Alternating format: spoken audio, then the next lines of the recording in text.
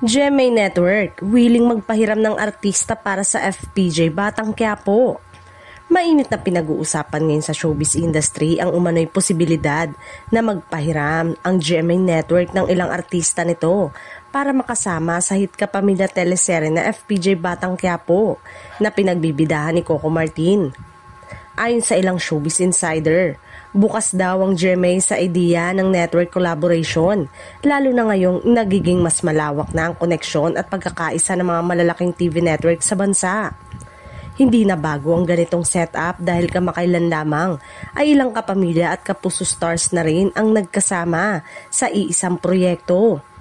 Patunay na unti-unti nang nababasag ang dating network walls. Kung matutuloy ang ganitong hakbang, inaasahan ng mga fans na mas magiging makulay at makasaysayan ang mga eksena sa Batang Quiapo dahil tiyak na magdadala ito ng bagong flavor sa kwento.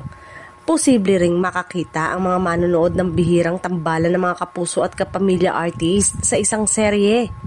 Sa ngayon, wala pang opisyal na pahayag mula sa GMA Network o Dreamscape Entertainment tungkol dito. Ngunit kung sakaling magkatotoo, ito ay magiging makasaysayang sandali sa Philippine television industry. Maraming netizen naman ang natuwa sa ideyang ito at magbigay ng kanika nilang mga hiling kung sino sa mga kapuso stars ang gusto nilang makasama ni Coco Martin sa Batang Quiapo. Kabilang sa mga madalas na banggitin sa social media ay sina Alden Richard, Sanya Lopez at Ruru Madrid.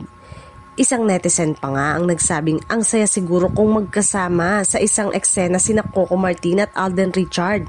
Panalo yon sa ratings.